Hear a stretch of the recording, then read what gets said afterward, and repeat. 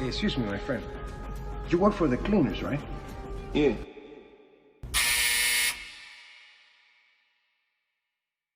What's up, y'all? It's Ant McKee from the Laundromat Show. I got my guy Kyle Rose to the right of me. How you doing today, brother? I'm good, bro. What's going on? Nothing much, nothing much. And to the left, the one and only Esco. How you doing, man? I'm doing good today, bro. All right. So, first of all, shout out to everybody black right now, man. It's Juneteenth weekend.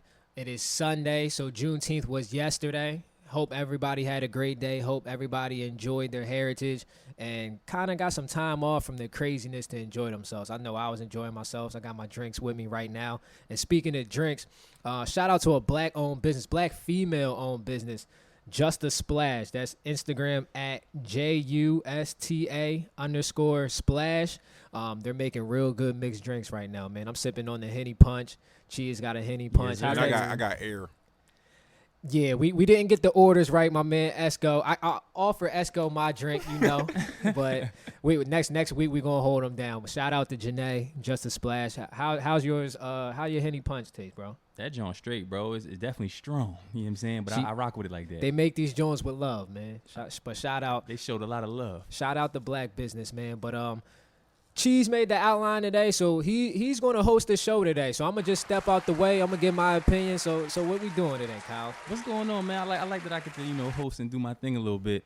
Well, today right now, today is Father's Day. You know what I'm saying? So first and foremost, I want to say shout out to my pops.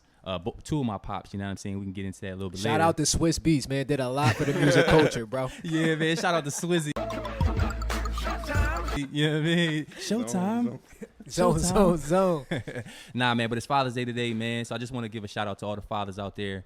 And, one of the things I wanted to speak on with y'all, because, we have these type of holidays or like things that kind of, recognize people in our lives. I feel like with Father's Day, how do y'all feel about the reception that people give with Father's Day versus Mother's Day? Like, do y'all see any distinction between how people show love to their parents? I do, and I really don't like it. It actually upsets me. Even though I don't have any kids right now, I feel like there's two separate days for a reason. Like, you don't have to.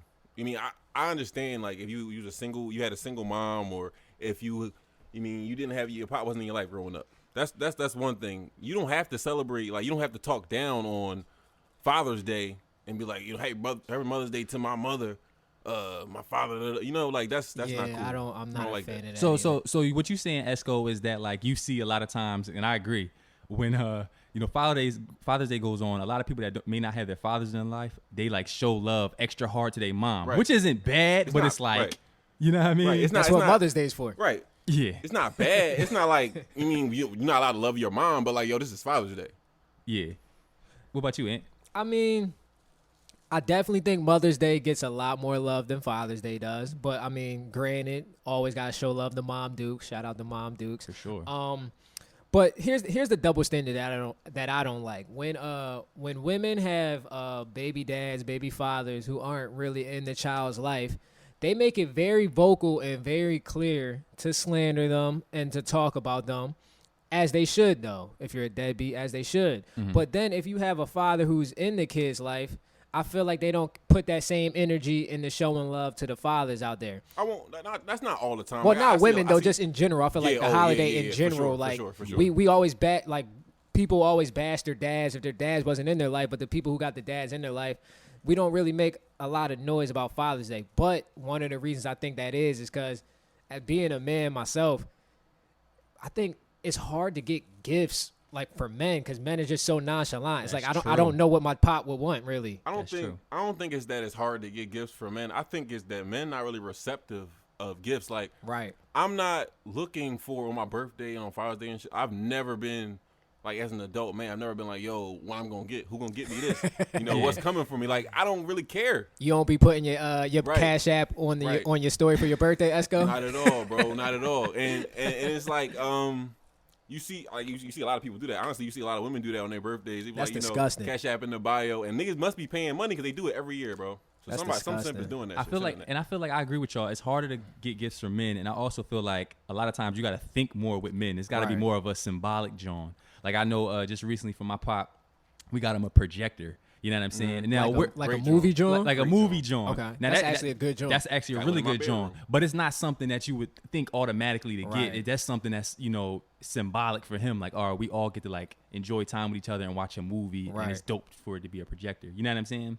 So I definitely agree with that. My feeling towards it is that like I just feel like with Father's Day, how come we always got to add the phrase Happy Father's Day and we don't end it right there, but we got to add to all the real fathers who take care of their responsibilities. Because unfortunately, there's a lot of deadbeat dads out in the world. So unfortunately, people feel the need to make that distinction. Do you There's feel like also it's a lot not of great fathers though. There There's are a lot of There are. great fathers. And why my thinking on that is why can't we just recognize them? You know what I'm saying? Exactly. If you got a deadbeat dad or your dad not in your life or he not doing whatever, all right, then he shouldn't be getting a Happy Father's Day. But Right.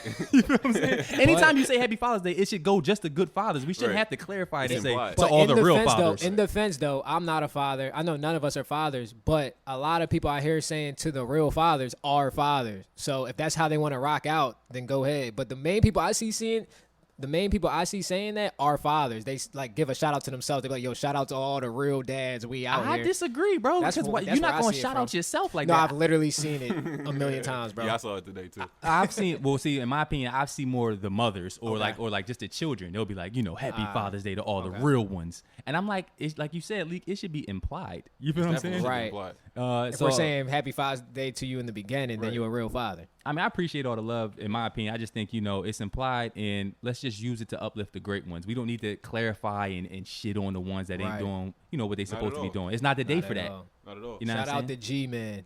Yeah. my Shout pop, Shout out to my G-Man. pop too, yo. Shout out my dads, man. Yeah, shout out. E and Raheem. Man. This is Shout out a to y'all. rough week on my pockets, man. Literally, my mom's birthday was yesterday. Father's Day is today, and then my brother turns 21 in 3 days. Oh yeah, you got June you be spending a clearing lot of me money, out, bro. You spending a lot of money, bro. I've been, you know, I got. Luckily, this is the first time where everybody had a birthday where I got a adult job now, so I have the money. But really, though, my parents don't really. Luckily for me, my parents don't really want anything. They just want to spend time because I'm not home a lot. Right. So I come in, chill with them, you know, spend some good quality family time. I might break the bag open for my little brother though. He only turned 21 yeah. once. Okay, You know what I'm you gotta get lit. Definitely gotta get Your lit. 21st kid. was poop. I remember that shit, bro. Yeah, it Boom. was January. All the bars was closed, liquor store was closed. I couldn't even renew my license. I Right. didn't do shit on my That was a 21st fucking birthday. terrible celebration. That's not good at all, man. So I guess to lead into it, Ant, you said something earlier. We all don't have any kids. No. So we have a different perspective. If we, you know, in the future, I'm assuming y'all guys want kids.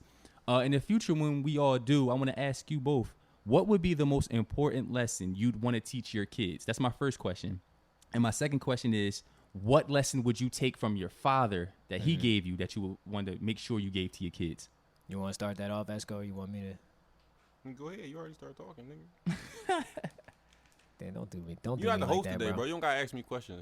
Do your I'm part. sorry, man. It's I your boy apologize. Cheese. It's your- I'm used to, you know, I had my 2 episodes. I'm used to It's my your fault, boy bro. Cheese, My you know what I'm fault, saying? my Sit in that fault. back seat and relax. Yeah, you're right. Okay. So, a lesson I would teach my son really it's going to be real simple, man. It's going to be yourself, because as simple as it sounds, a lot of people don't do it. A lot of people are lost out here trying to be somebody they're not, trying to follow the wave. When you're being yourself, you can't lose. So the biggest lesson I'm going to tell my son, my daughter, to just be yourself, and then stand on your own morals. Because if you're yourself, whatever decision you make, you're comfortable with it at the end of the day, because you know you made that decision. Right. You weren't influenced. The biggest lesson I learned from my dad was, really, it wasn't a lesson per se, but just to be an honorable dude and it's to take care of your responsibilities. My dad put it clear to me, like, hey, you're a man, you make your decisions. Whatever decision you make, you stand on that. Whether the outcome is bad or whether it's good, you stand on that, and you just be an honorable guy. You know, you make your own money, you provide for your family, and just stand on your decisions. And I feel like that made me a good man today. That's what's up. What about you, Leak? I think for me, I have a different relationship with my father than Ant and his father do. We don't talk every day.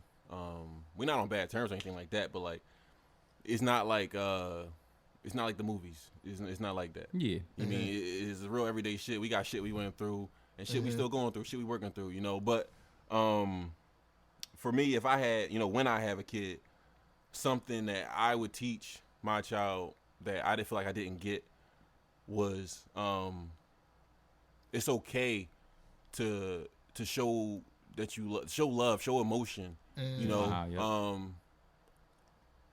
I love you wasn't a phrase I heard a lot growing up.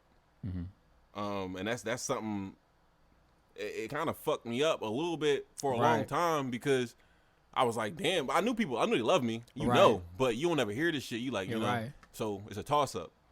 But something, and then on the other hand, something I would take from my father, on the same breath of what Ant said. He never, you know, came out, like I said, we don't have those talks and shit like that. That's not the kind of relationship we have. But he never came out and said, you know, you're a man, your responsibility, blah, blah, blah, none of that. He didn't have to. He got up every day and did what he had to do, providing for 6 kids, and my mom got to stay at home and take care of us, which we fucking needed because without her being home, we would have been in the crib doing anything. Right. Yeah. So, my pop taught me, you know, in his own way that you got to handle your responsibility as a man, and you know, don't lie down. You know, don't lie down for nobody. Don't take no for an answer when it's something that you're passionate about. Right. I respect That's real that. I shit. respect it. Yeah, that's dope. That's dope.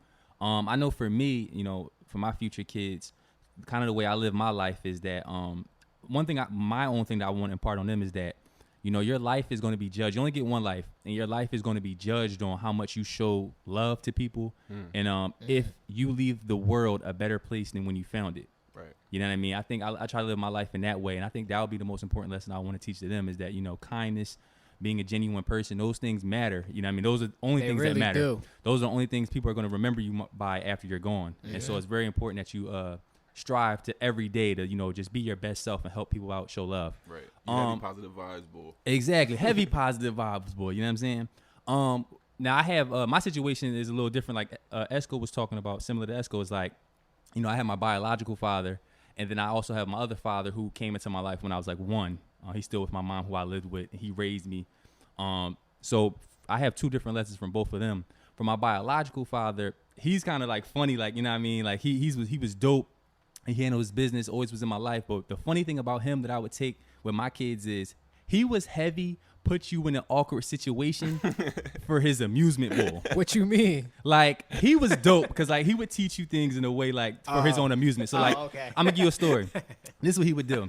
I was, like, 12 or 13 with my cousins, right? So, my biological dad, you know, we went to an event. It's, like, adults and it's kids. And it's a dance. Right. You know what I'm saying? Now, y'all know I'm not heavy dance bowl. Like, you know what I'm saying? And You can't dance. at all, bro. I didn't say that last episode. And He heavy 2-step boy when we used to be in hardware, a little 2-step action. that's I'm where the I same live. nigga though, so I can't even say That's where I live, bro, the 2-step. And back in the day, even more so, I was a lot more socially awkward. I was tall, all that good stuff.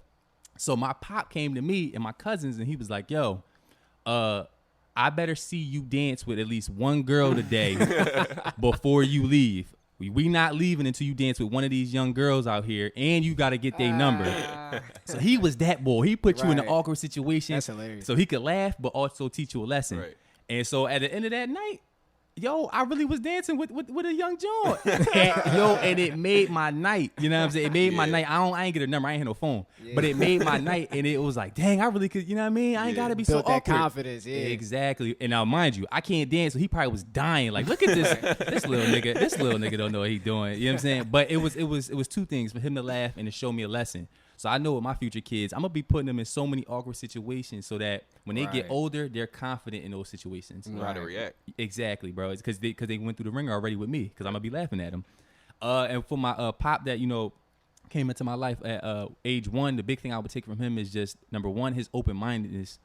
You know what I mean? He's so, like, I'm heavy see things from both sides, bull. Mm-hmm. So, like, one of the things he always imparted on me was you got to look at things from different perspectives to understand it more. That's a great quality too. And similar to Esco, the other thing I would take is, you know, he's like a bigger black man, but he's like super kind. You know what I'm saying? Super sweet guy. And I one thing I took from him is that it's okay to be emotional, like you said, Esco, and it's okay to present yourself as not threatening. You know what I'm Right. saying? Right. And as a black man, y'all know when you kind of, you know, when you go in the world, strangers, they look at you like you're a threat all the time. And you would think that with my pop. But he's a kind dude, and he shows love. So I took that from him as well. Those are the 2 things I would take from him. Yeah, I That definitely that being kind thing is crazy because It is.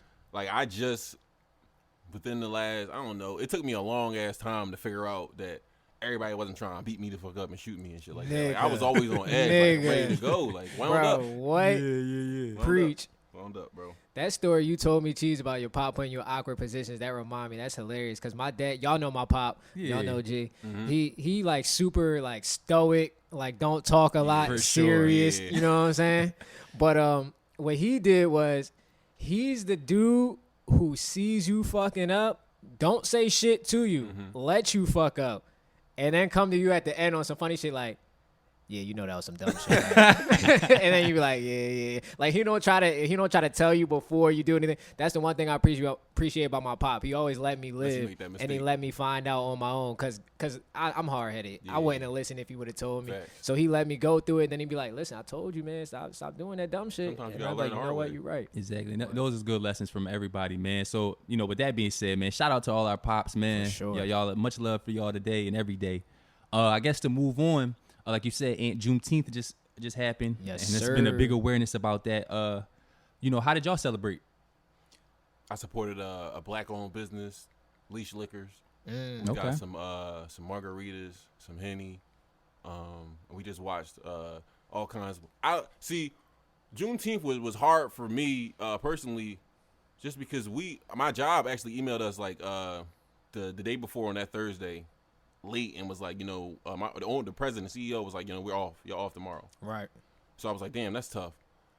But then I woke up the next day and I'm like, okay, what the fuck am I gonna do today? So I go and I'm like looking on the streaming services and shit, and I'm seeing like all these black movies, but it's all struggle shit. I don't like that our main portrayal in media is fucking struggle. Nobody wants to see that shit, man. Like, I'm trying to celebrate today. Exactly. So you know what I did? Don't nobody want to see 12 years a Right, slave. bro. I'm not trying to watch Fuck. 13th and when they see us and shit like that. Like, I'm trying to celebrate the day Yeah. and be happy in my blackness. So I put on Living Single. That's the show? Yeah, bro. With Queen Latifah? Khadijah, Queen Latifah, and all. Oh, yeah, yeah, bro. that's a good joint. It's a great joint. That's a It's good positive vibes on there. And I mean, I just got lit. Me and my girl, my black queen, we did our thing that day and we just had fun. That's dope. What about you, Ant? So unfortunately, I work for a very big white corporation, so I did work on Juneteenth. They did not send out the memo that all niggas can go home, so I was there. So basically, what I did was I had Saturday off, so when I got back from work, supported black-owned business, got my drinks from Just a Splash, and then me and my brother B, we had a little. Cheese was in there, but we had a little Instagram live battle. Yeah. We was doing black rap classics. I was asleep, bro. I was sick. I figure it's cool, but we was doing black rap classics. So all the Negro spirituals from today back until 1990. We was going at it. So we had a good time, got lit, and then I really celebrated on Saturday. I was just watching all black movies, drinking. You watch any of your own films, Jamie? I already acted in them. I already know what happened, so it doesn't really fuck it. My man look like Jamie We Foxx. For talking anybody Any Given listening, Sunday, shit like that. and heavy Jamie Foxx boy. But That's no, what he look like. y'all want to know what's my movie that I was watching last night that actually is like perpetuates all the black stereotypes, but I still find it hilarious. What? All by a citizen? Malibu's Most Wanted. Oh, yo. Malibu's most wanted. Bro, I was in the crib dying, and I'm like, yo, this is racist as shit. But Anthony Anderson in it, and he co-signed it. Tay So who Diggs. am I? Yeah. So who am I to? But yo, that's my shit right there. That's hilarious. That's That movie- hilarious. That movie could not fly today, bro. No, absolutely not. It was a Jamie different Kennedy time back then. he would get beat the fuck up. Well, like, then again, after that movie, I never seen him again. he was in. I think he did the Master of Disguise movie or some bullshit. But fuck that nigga. Anyway, that shit couldn't fly today. He got that check and probably was chilling. Yeah, but that's a funny movie though, yo. For how racist it was, that shit. I'm gonna keep it a bean with y'all. I never really watched that movie. You gotta check it out, bro. You Yeah, don't have to. You don't have to, but you should. It's not a classic. Nah, bro, it's not a classic, but it's definitely something you can watch. You lit in passing. You don't gotta watch the whole thing. It's one of the movies that's so bad that it's hilarious. Yeah, you it's- watch it. yeah. You watch it when ain't nothing on. You just chilling. It got one of the other Wayans bros in it, bro. It's one of them. joints. The other. I'm cracking Oh yeah, it got the young one. Yeah, I know young boy. exactly what Yeah, you're bro. Yeah. Tech from the I-9 gangsters. I'm crying. But what I did was I supported a black business because I bought the drink just from Just a Splash. So and basically I just was chilling with a few of my homies. You know what I'm saying, drinking a little Were bit. they black? Did y'all play Spade? Yeah, some of them were. We ain't playing no spades. I'm trying to get my spades game up, actually. I've been doing that while we've been social distancing. You know what I'm saying? Y'all good I at don't even know spades? why I set my teeth. I let me don't say know how to something play about spades. Yeah, let me say something real quick. I don't know how to play. Niggas that know how to play spades, stop shaming niggas that don't know how to play. I don't know how to Just play. teach them. Yeah, I don't. Just teach niggas. Every time I try to get in a spades game, they go, "Oh, nigga, you don't know how to play spades." I don't know, bro. Like, how did you learn? Somebody had to teach you, right? Yeah, Teach I don't- niggas. yeah. Yeah, know see, how. I had to get with my parents because I know they wasn't gonna do that to me. Like I was like, all right, y'all gonna show me. My Right. mom was showing me. You know what I'm saying? But you right, yo, you can't go to nobody. They be like, you can't, don't know, bro. you can't get in the game with us. It's too It's serious. crazy. I know dominoes. I don't know spades. That's correct. That's funny. But yeah, we was just chilling and just drinking a little bit. So you know that Juneteenth was cool for me. I'm glad there's a lot more awareness to it. And let me ask y'all this: will y'all be celebrating the 4th? Fuck no. Are y'all done for real? I'm done. No, I'm see, and then here go the I'm gonna thing. take the holiday though. The job I work for, they didn't give us off on Juneteenth, but you already know we off for July 4th. But it's not like I'm gonna go to work when nobody there. But Oh, Lord have mercy. Another coon. I'm not gonna celebrate. I'm not gonna be outside. I'm not gonna be out here going crazy. Obviously, I'm gonna be drinking in the Oh, crib, Lord have mercy. Another coon. but like I'm not gonna be vocal about it. No, Yeah. I think I never was really hype about it anyway. To be quite, I'm I went to not events. patriotic. Yeah, and I was seen never. some- It was never Independence Day. yeah, Yeah, exactly. It's not Fourth ours. of July. it was a day off. Yeah, Yeah, Fourth of it's July. theirs, but I never really was caring too much about it. Yeah, so I'm good on that. Just go what you said. That was a good one. I ain't peep. See, damn, that joint went over my head. It's hard being the host. Yeah, it is hard. So I guess to move in the last week, it was a big thing going on, and I guess it stimulated a lot of conversation between black men and black women, especially on social media. This situation involving the rapper J. Cole versus this female black rapper named Noname. That's her name. That's a great name, by the way. That is a great name. Noname. But she got her name is Noname, so she don't got no I name. like it. Her That's why name I is said no name. So she ain't got no name. Yeah, it be confusing me. Like her name is No Name. It's like black. Yeah. 6 lakh. Yeah, Slack. 6 Niggas lakh. was definitely calling him 6 lakh for the first 2 months he was out. I'm crying. But yeah, so basically what happened in their situation, No Name is like I said, a female black rapper. She's on like Come Up. And she's a little bit of like a radical rapper, real political, and obviously really for our people with her music and all of that. She tweeted out, I believe, a few weeks ago. This is what she said. Let me see. Let me get that, John. Yeah, here's what she said. No Name tweeted this. Poor black folks all over the country are putting their bodies on the line in protest for our collective safety, and y'all favorite top-selling rappers not even willing to put a tweet up. Niggas' whole discography be about black plight, and they nowhere to be found. Well, let me stop you right there. Go ahead, Brody. With that statement, she can only be applying that tweet to a handful of rappers because Exactly. only a handful of rappers hold this discography is about the black Name plight. some for me, bro. Who you think? Kendrick, Mm-hmm. Cole. Yep. You can sneak Wale in there. He has some other. His whole discography's not about it, but he talks about it. You can sneak Meek a little bit in Yeah. there. Yeah. M- Lately. you Yeah, lately you exactly. can sneak Meek in there, and then everything Lately. lately. Yep. But she said whole discography. So I'm gonna take out Meek and I'm gonna take out Meek and I'm gonna take out Hov. So you got Kendrick, Cole, Wale. I feel like any rapper outside of them is a stretch. Yeah. So as it- far so as the it's- big ones, big as far ones, as, big yeah, as far ones, as commercial ones. So it'll be one of those three. And so that tweet, basically, she's criticizing these rappers for not putting a tweet out. Right. So this led to J. Cole, obviously a real popular rapper, releasing a song entitled Snow on the Bluff.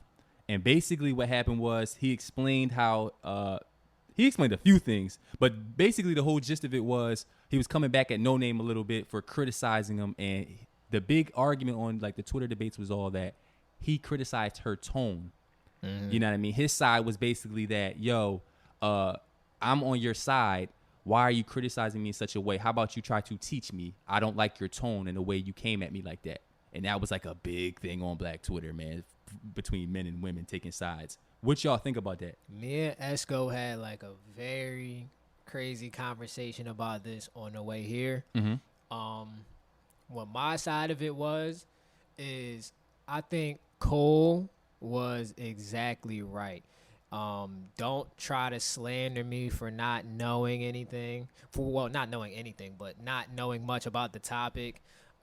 Educate me. I feel like the only part that could have got taken out of context and seen as disrespectful was the tone part. Because I know, and I had a separate conversation with women that we'll get into later, so I don't really want to steal the topic. Yeah. But a lot of women feel that men try to discredit what they are saying by telling them the tone they say it in or the way they say it is not the right one. That's why they're not being listened to. So I understand that that's a problem. So I feel like that could be the only questionable thing he said, and they took that specific thing and ran with it. Yeah. But the rest of the song, there was nothing wrong with it, and I think he had great points, and he was actually right. He was actually right. What about you? What you think, Esco? Just going off, like, I agree with what Ant said for the most part. And just going off the tweet, like, it really don't apply to Cole because the nigga was in the streets, like, he was there. He didn't post nothing. He don't got wasn't to. he at the protest, Cheese? You said what? He was there. Like, it was pictures posted of him at the protest. Like, he was there. So, let me add some backstory to that as well. She tweeted this before, like, pictures that came out of Kendrick and Cole at these protests. And from what I understand, when the pictures did come out, she deleted the tweet. Okay. This was a little bit before. This was a little bit before J. Cole released his response song. Right. So Cole, in typical Cole fashion, since he's not on the internet, was late. No, she just like she said, she took it down after she saw the pictures. He didn't post shit because he's not that type of nigga. He don't post about no, this but shit. I'm saying Cole was late in releasing the song because she had already deleted the tweets before he released the song. Hey, bro, don't tweet the shit if you're gonna delete it. Go ahead, get your shit off because I agree with you. Like, I've been here, like, to my understanding, they know each other a little bit. Right? Like, prior to this whole little thing. Yeah. So if she had a problem with that nigga, she should have texted him. The same way people were saying, like, he shouldn't have said, like, his tone was fucked up. Like, he shouldn't have said that she was mad 1,000 times and the tone, like, he shouldn't have said that shit. That's not the way, you mean. But at the same time, she sounded a little angry at him. Did she not? Yeah, she did. Specifically towards him. Let Right. me read these lyrics. He said in his song, she mad at these crackers, she mad at these capitalists, mad at these murder police. I'm butchering these joints. She mad at my niggas, she mad at our ignorance, she wear her heart on her sleeve. And I'll just to piggyback off that, Esco, I didn't like him using the word mad so many times, like, when referring to a black woman because they get that stereotype, that whole trope of the angry black woman. So I didn't like that stereotype, but let's keep a spade a spade. That is a stereotype. Go ahead. No. I'm talking about this specific situation. I'm not going to generalize. Okay, go ahead. Don't try to set me up to get canceled. No. I was trying to save him. I was trying to save him. Okay, thank you. No, I was only talking about this specific situation. Yeah, go ahead, bro. Let's keep a spade a spade. She tweeted about niggas rapping about all that activist shit and not showing up. Was she or was she not mad that she was not seeing the support she thinks she should have saw from those rappers? And then was she mad or was she not mad, Cheese? I mean, yes, she was. So in this specific situation, Cole's not wrong. No, he was wrong in the, like, some of the ways he delivered the shit. Like, you can't. But she's really, if she was mad, then you can say she was mad. Yeah, but like similar, it's a lot. Similar to the optics, and even if she was mad, to actually, because remember in this, let me say this, in this song, he never named no name specifically. Neither one of them named each other. Exactly. So it's real indirect. So he's kind of like speaking in the song of a general black woman, and you can't use that description.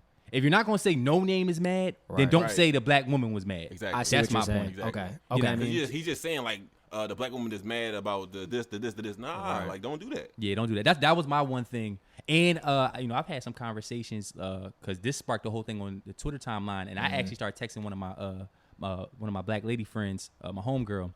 She was just like, she was upset also at the timing of the song, because Noname tweeted this a few weeks ago, and J. Cole released this song, and she felt it distracted everybody from what was really going on. That's not fair. I don't like that argument. Go ahead, bro. Why you don't like that? Why you don't think that? Because why, when somebody says something to you, it's not distracting? Because the movement was going on 2 weeks ago. So why, when she says that, it's not distracting, but when he responds and defends himself, it is distracting? I'll say this. You can't. They're both. See, if we're gonna say it's either neither of them wrong or they're both wrong. It's either they're both distracting from the message, or they both have the right to argue it out over raps about and defend themselves. But you can't say the person who started it, you don't say nothing about them, but then the person who defends themselves because he feels like he was attacked, he's wrong and the timing of it was horrible. I feel like either they're both wrong or they're both right. Yeah, I see. I see what you're saying. that. I see that. What you think, Esco? I forget what the fuck I was about to say. Cause can't start getting loud as shit when I was about to say it. My fault. I ain't mean to start. I would play devil's advocate with this though, and it's like maybe some people could come back and say, well, all she did was tweet something, and she's an up and coming rapper, even though she's pretty popular and she's dope. Because my homie put me on her a little bit before this. I was like, oh, she fire. But she's up and coming, so her platform is not as big. And she only tweeted versus J. Cole, arguably, you could argue, the second biggest rapper in the game right now, releasing an entire song about her. See, I don't like that's that. devil's advocate. Listen. The tweet wasn't like it was. She triggered it, right? Mm-hmm. She was the biggest name or the person that he knew probably the most personally to say some shit like that. But I had been seeing that shit everywhere for weeks. Right. Yeah. And to piggyback on what Esco's saying, just as being like a manager, if you're and you don't even gotta be a manager because y'all know if you're really into music, you know that maybe the average fan might not be familiar with certain people, but if you're in the rap community, everybody knows each other. So I hate that argument of like, oh, he's way more popular than this other artist. Why is he even spending the time? They're all in the same community. They're all in the same studios. Just because you don't know them, they know them. So it would be the same thing as if I'm arguing with my homeboy. Just because y'all don't know him don't mean I'm not going to respond to him because I know him. So I feel some type of way if I feel like he says something about me. It doesn't matter how popular he is. We're all in the same community. That's true.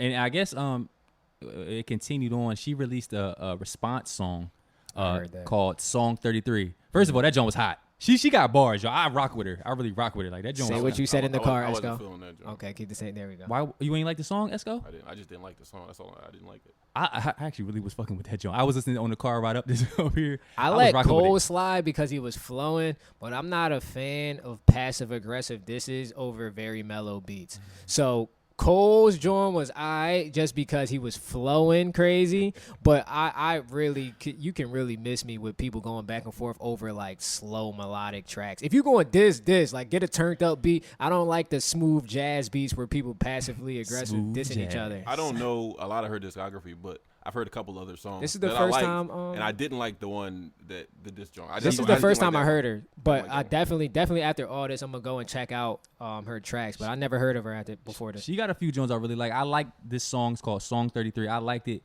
for a number of reasons. Number one, I just thought it sounded good. I thought she was flowing on that joint. And what I also liked is she made it a point to kind of like, even though she was dissing him and kind of criticizing him for distracting and what he offered, she also kept like talking about what was going on. Like she named a bunch of different things. You know, black women going missing, black women getting sexually abused, trans genders being attacked and killed. All very big points. You know what I mean? She threw all that in the song as well. It's similar to my thing last episode is about, you know, putting medicine in the candy. I liked it. The message was wonderful. I just didn't like. You asked me if I liked the song. I said no. Oh no, I'm not. No, I'm saying that's what I'm saying. I said I like the song how it sounded as well with the flow, and also I like the message. No, I like what she said was cool. I didn't like the song. At the end of the day, this whole thing could have been avoided if you followed this simple rule that I like to follow. If it don't apply, let it fly. I'm not responding to nobody that don't say my name directly because then you get into situations like this. Because whenever you diss somebody and don't put their name out of it, you have an out. So if somebody disses me but doesn't say my name, but I think they're talking about me because they're naming specific situations and I respond to them, they can always be like, oh, I wasn't even talking about you, dog. I didn't say your name. Now I look crazy because I just jumped out the window thinking you was. So if you don't say my name and you don't directly want smoke with me, more than likely I'm going to just let the situation ride because it ain't that serious if you don't say my name. That applies across the board for me. Like when I'm on Twitter or when I'm on social media or anything in general, or I hear somebody saying like, oh, niggas ain't shit. This, I don't. That shit don't be making me mad because I'd be like, well, I ain't done say my name. I ain't do that shit. It don't make you okay. Let me ask you this, Esco. So you're saying like, let's say, because I see this a lot on Twitter and on social media. It'll be a black woman, like any random one, and they'll tweet, "Black men, they don't love us. They don't support us how we support them." And I hate to make that voice, but that's when I read it. That's how I kind of be. Oh shit, you about to get canceled, bro. Wait, do the voice again. What they sound like? They don't talk like that. But it's like a subconscious thing when they tweet things like that and they generalize the entire everybody in the black Because men. of a few ancient niggas they dealt with. Yeah, and even on a political tip, they just like we don't support them. You saying it doesn't offend you, bro? You said offend? Well, you said it doesn't. You said you let it fly because it don't apply. Yeah, like. Listen, bro, I'm not gonna get hurt over some shit like that. I know, like they can't, like I don't even know the person that said this shit most of the time. That's A. Yeah, that's number one. Yeah, that's number one. The girl or the person has no idea who the fuck I am as a person, as a man. Yep. So that's number one, and number two, I honestly don't give a fuck what people on Twitter got to say about me anyway, bro. Yeah. I don't care. That's the two things for me. What about you? Aunt, you don't be caring? Not really, cause one thing about Twitter is the majority of people on Twitter really are just sitting on Twitter all day looking for stuff to argue about. It's an outrage platform. So I don't really take it personally. Yeah. They might say some stuff that like generally that I might fall in the boat of, but like I'm not upset about it because I know like it goes back to what we were talking about fathers. I'm myself at all times. I know the morals I stand on. I know the codes I stand on. Yeah. This person who's talking on Twitter who said a general statement about men, they never met me. We never had a conversation, so I don't really take it personal. I'm not about to get mad because you dealt with 4 bum-ass niggas, so now you think all niggas ain't shit. You ain't never meet me. Right. I will say, like, I don't get offended. I do get, like, it's annoying. Oh, yep. It's annoying. Like, seeing that shit all day long on your timeline, and you know specifically that you be fucking chilling. Yeah, and I think that's might be what it is. The frequency of it, Esco, it does offend me a little bit. Like, I scroll past it because it's just social media, and I may even block the person. And I understand also why some black women may feel that way. Right. You know what I mean? They may have personal situations, and we do, as a whole, probably have to do a better job of supporting our women. Yo, niggas are horrible in general. I'll say that. Like, in general, niggas well, you just did with the... Yeah, damn. You said this shit annoying. They just did the same exact shit. Yeah, that's basically what they be tweeting, so bro. Listen. Like, you know what I mean when I say niggas is horrible. Like... Not like some niggas is horrible. Yes, some add the horrible. some. That's all you had to do is say some. All you had and to then, do. and then you straight. And then you straight. Yo, and that was not you, but to everybody. You know, I knew I meant some. True. But in for some women, like you said, we don't know them, so I don't know if they be meaning that. Sometimes I be feeling like they be talking about everybody. Yeah. And I'm glad you said that, bro, because that's what I was having a conversation with my homegirl. I'm like, I just wish it hurts me a little bit because I'd be like, damn, could you just add the some? Because I'm not in that. Bro, can you just add the some black men ain't shit? You know what I mean? Because I support, you know, our black women. You know what I mean? I think I'm a great person. Right. And I'm not in that category. So it hurts when I just see that general statement that includes me because I'm a black man. Yeah. Like, it do personally affect me. I scroll. I'm going to block that person, but it do hurt a little bit. I'm not getting hurt, though, bro. I'm really going to be like, all right, fuck you then. I don't care. You know what it is? I'm hurt that they feel that way. You know what I mean? You can be hurt for them, like, you know, whatever happened to make them feel that way. Yeah. That's what you mean? Okay. Well, I'm saying I get hurt that they feel that way, and I'm disappointed that they feel that way. That means that it's personal experiences that cause that. I'm disappointed that happened. That shit, bro. True. You're right. But they're grouping me in it. That's why I be like, damn, like, I be feeling a little bit. In my head, they group me in the shit. Like, in my head, they grouping them in the shit, and I'm just sitting here minding my business. That's how I think about this shit. After the 3 seconds I hurt, I move on. You know what I'm saying? Yeah. You can't dwell on that shit. Like, nah, not at all. So I guess to end it, also, J. Cole, this last tweet, you know what I mean? That was a good thing to spark discussion. He ended it with a tweet. He said, "Follow Noname. I love and honor her as a leader in these times. She has done and is doing the reading and the listening and the learning on the path that she truly believes is the correct one for our people. Meanwhile, a nigga like me just be rapping." And I guess to lead off into our next conversation, and I'm gonna let you kind of take the reins on this one. Yeah. You know, you kind of wanted to dedicate this episode to women, right? Yes. Definitely wanna. Damn. Well, I can edit that part out, but definitely want to get into this conversation. Yeah, you're right. Weekly. Chill out. Yeah, definitely want to talk about this conversation I was having with the black women and how they don't feel supported. But first, and I'm going to cut this part out when we edit it, I'm going to take a bathroom break. Oh, all right, bet. Oh, pissy ass little boys. No, leave this one here. I'm going to take a piss. Yeah. We're going to leave that part and then cut everything else after. Because we can do the do. Yeah, we can do some bullshit like that. Hey, bro, come on now, dog. Come on, man. And we are back. How you guys doing, man? I'm good, man. Yo, we not on the radio, bro. I know, man. That's my radio voice. But anyway, how women do not feel like black men support them the way that they support us. I feel like this has been That's a what I tension. meant. I feel like this has been a Couple tension with, between the us. Breonna Taylor joint and Yeah. shit like that. But I think this has been an argument. So this was the last straw, I guess. Not even. It's just like she was in the front lines. But let me get her name. Let Right. me do it right. I don't know if I'm pronouncing it right, but it's Toyin Salau. Damn. Rest in peace to her. I know I butchered that name. That's awful. But it's Salau. Toyin. So we'll just call her Toyin. Toyin. Rest in peace to her. 19-year-old. Rest in peace. So that's a very sad story. But basically what I started seeing with the whole Breonna Taylor situation and this situation is black women are saying we are not holding them down. Now, with this general statement, before we get into it, how do you guys feel about the general statement? Again, I'm not part of that so I let that shit fly. Okay. Yeah, I mean, I guess what Esco's saying, he don't take it personally. How I feel about the general statement, it may be some truth to that in terms of, as a whole, we having to do a little bit better to protect our queens and support them, just like they support us, because we kind of use them as our rock. You know what I'm saying? And I feel like we may have to, as a group, show more love. You know what I mean? agree with that. Yeah.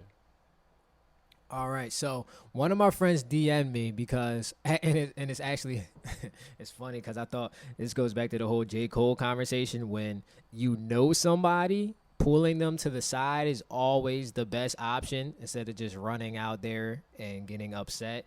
So I literally saw this going on Twitter, and you know me, I love black women, man, and I know y'all love black women too. I know we're all fighting the fight for everybody black, definitely including our black women. But I saw this outrage going on Twitter, and I immediately went to Instagram because I don't have a big following on Twitter. So I instantly went to Instagram, and I put one of those questionnaire things on my story, and I was like, listen, black women, I am not saying y'all are lying. I'm agreeing with y'all. I'm on y'all side. I'm not even offering my opinion. Just putting here ways we can help and protect y'all. So then she, like 10 minutes after I did that, I went to high school with her. She put something up on her story, and I'm not going to say her name just because I didn't know she wants her name out there. But she put something on her story saying, we're sick of telling black men how to protect us. Y'all should have been known this shit.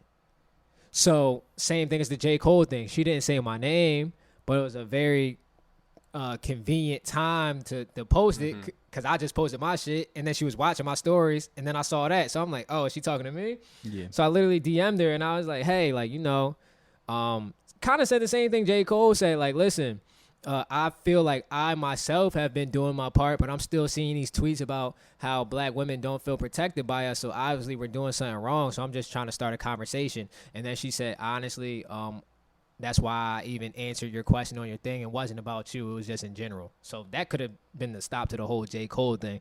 But a few of the things she said, one was, when I said I feel like I'm doing everything right, and the people that I hang out with, I feel like they're not in violation either. So it's like I was just ignorant of the situation. The first question she hit me with was, have you ever been around other black men when they were speaking negatively of black women? And had you? And as a whole, what I told her exactly in the DM was, as a whole, no. Like, speaking negatively of black women as a whole, no. At specific black women, yes. And what I did was I kind of stayed out of it because I took it as this is their relationship, and he feels that way about her personally. This specific person. Right. It has nothing to do with her being a black woman. Exactly. Just that person. Exactly. She just happened to be black. But I do understand that happens. How about you guys? Have you ever been in a situation where like people were saying something bad about black women as a whole, like about how they think all of them are some type of way? I mean, to go first, that's easy for me. I don't know. I've never been around anyone or was hanging out with anyone that was criticizing black women as a whole, and attributing negative things to them because they're black women. I've never been around it, and I wouldn't tolerate that. My mother's a black woman. You know what I mean? So that means you're talking about her as well. So no, I would say no. I'm no too. Like it's like G said, like I don't hang out with niggas that's on that type of time. Basically. Actually, I'm lying. I have seen it, but it wasn't in person, and I kind of thought the dude. No, like the dude said it on social media, and I just know him, and I just let it fly because in my mind he was already on bozo time. Yeah. So I didn't really take him seriously. I'm like, yo, this dude's a weirdo anyway. He would say some shit like that, but. Going off of what she's saying, we need to do a better job of, even if we think, yo, like that's bozo activity, and we feel like everybody thinks like us, like they're just going to disregard that. It's still hurtful for black women to see that, even if it's coming from a weird dude. So I feel like we need to do a better job of, if we see it and we do know the person, not jumping out the window and like harming anybody or trying to get into an argument, but it just being like, yo, like that's not the wave. Like, right, you know how black people, we as black men, we can make a lot of shit cool, and we can make a lot of shit uncool. I just feel like we should use our influence to make rhetoric like that like uncool. Like So- if you're talking like that, it's not the way. I got a list here. I got from she went to my high school. Yeah, we weren't really close, wasn't friends, nothing like that. But she's been really active on social media, you know, for the culture and for the cause right now. And she posted. I'm not even gonna we don't do names on here, so we gonna just. She posted something, and I wanna. It's 7 things, 7 ways to help protect Black women. You can help by holding your circle accountable for how they treat/speak to Black women, Facts. like we were just talking about. You can help by not mistaking a Black woman's passion for anger. J. Cole. Yep. Facts. You can help by protecting and respecting trans women.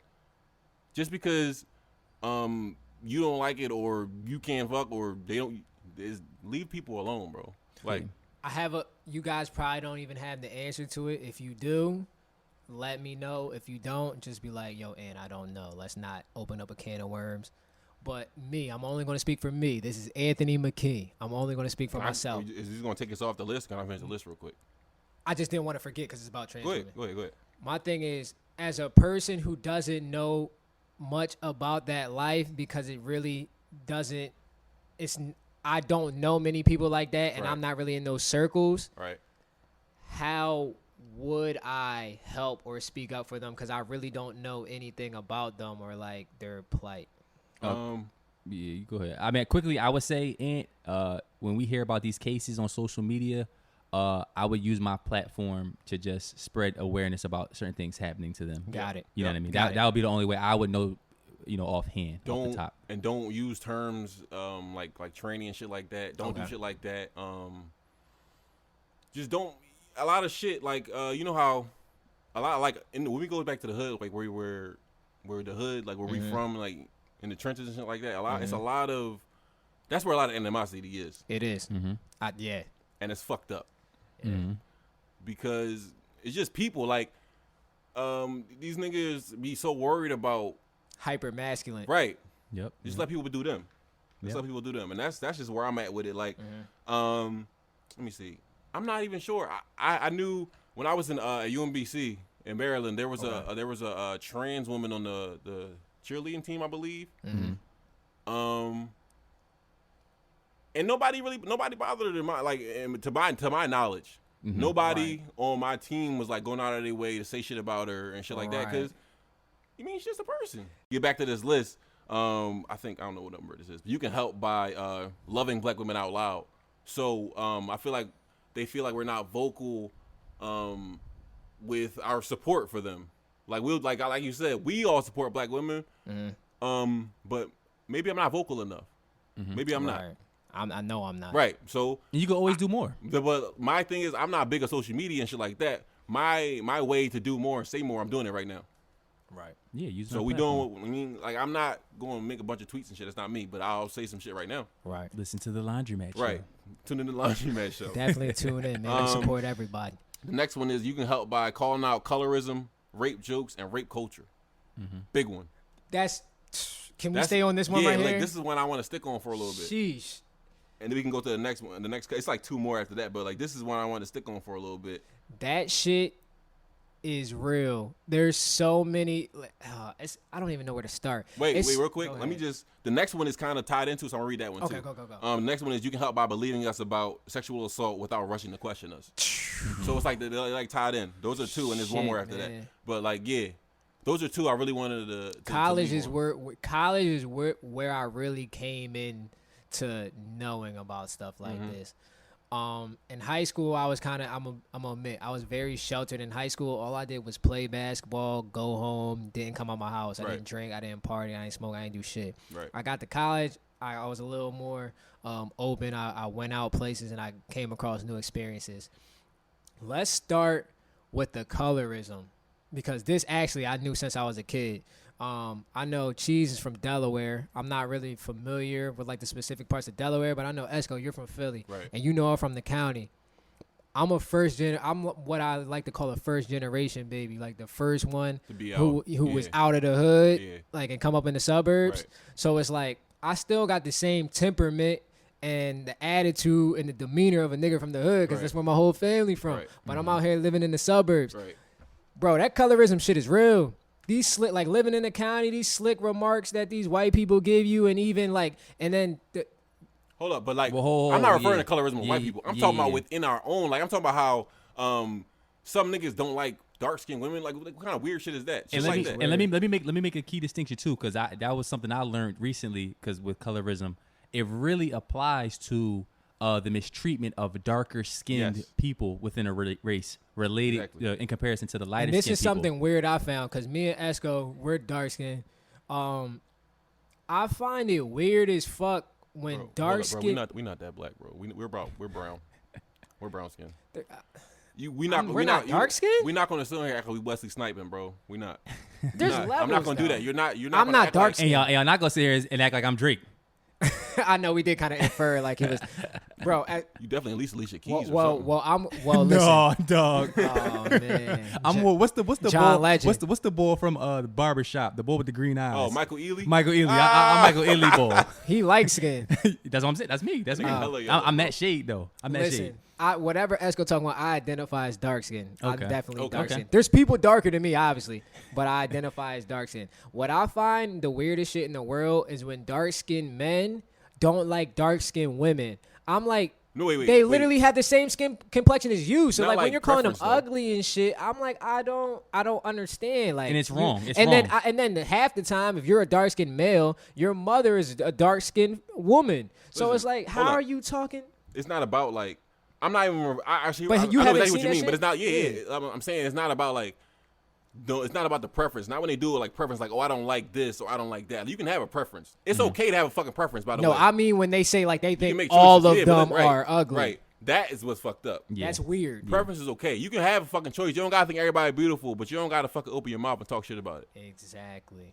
That's more of the story. Yeah. I definitely agree. And yeah, I don't like that either. I don't like that either. And I feel for brown skin, darker skinned women in that sense, because they do go through it, and that's a struggle that really applies to them. Much And love to our men sisters. too, and men as Chief, well. hey, and Chief, men as for well. some, for some common relief, tell them about your light skin struggles. How you feel about getting slandered about being light skinned, bro? Oh yeah, Oh yeah, because that's okay. also Just real quick, colorism. real quick, That's before also we go back colorism. into heavy real shit. quick. We going back heavy That's, real yeah, quick. that's also colorism Right, when real we quick. slander the light Yeah, skinned brethren. I'm gonna keep it a beat. I'm gonna keep it a beat. So I do think I sometimes I be feeling the way, but it's not the same. It's not to the same degree. Hell no. But we do see a lot of people in our community. They be like, man, them light skinned niggas is out of style. Yeah, bro. You get slandered. And as a fellow member of that group, I be hurt. You know what I'm saying? I be hurt a little Because bit. you feel like you holding it down in these streets and you get misrepresented. Yeah, it's like, dang, why ain't going? And that's a preference for a lot of women. And I guess, like you said, Esco, it's a preference. You know what I mean? They, as far as like being desirable and all that, they prefer, darker skinned men. That's and, okay. And light skinned men, we be getting. Hold up. You know, Since we're on the comic relief, because I know we're about to go Yeah, back we're about to heavy. go back heavy. So let's get all the laughs and jokes out the way. Something I always found, like, it's kind of make me mad, but it's funny too, is like, why do white women always feel like the light-skinned niggas are the safe nigga? Like, yo, I want to go out on the ledge and date black people, me so tell you. I'm going to grab the light-skinned nigga. Is that a But real in question? reality, That's them heavy, though. light-skinned niggas really be Hold up. like That's a just as heavy wild topic. as That's a us. heavy So, like, why topic. you feel like That's I'm a heavy dead ass answer. serious. Go ahead. Slavery, nigga, house slaves. Them house niggas was the ones that was getting them pregnant. But I feel like light-skinned niggas are the most wild because they be overcompensating.